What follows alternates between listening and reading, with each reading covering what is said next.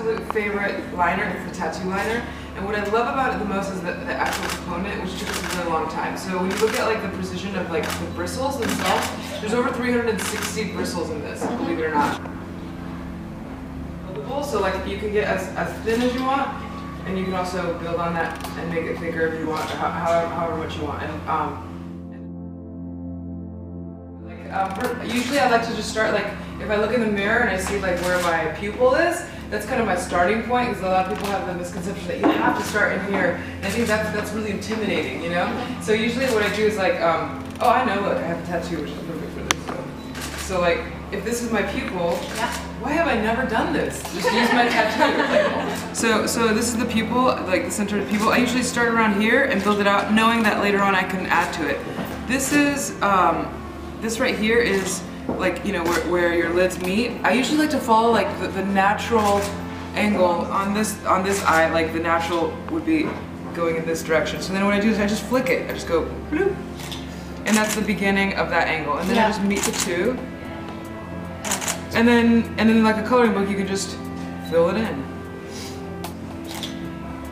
And everybody has different preferences. You know, if you want to go for more 60s mod, you can get pretty thick and just build this thicker. Or if you want to keep it more natural, you can use like the brown shade or keep it quite thin. But you know, I like to get dramatic. So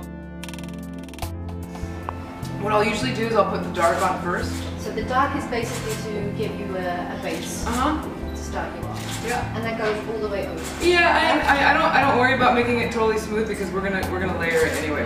Create your lip shape that you love. Like you know, so for me, I love overdrawing my lip line. A lot of people make fun of me for it, but I don't care.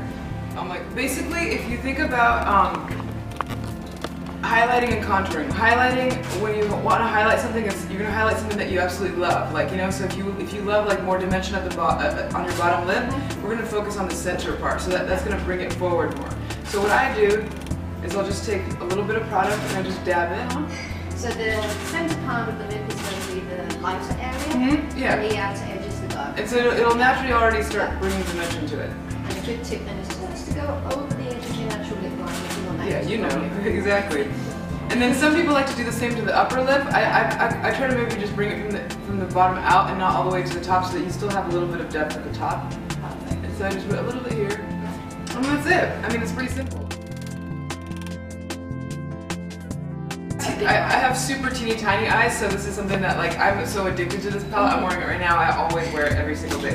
So I'll usually take this shade here and use that as like an overall base, and then from there I'll just start building. Wherever I want to add more dimension, I'll just start building deeper and deeper.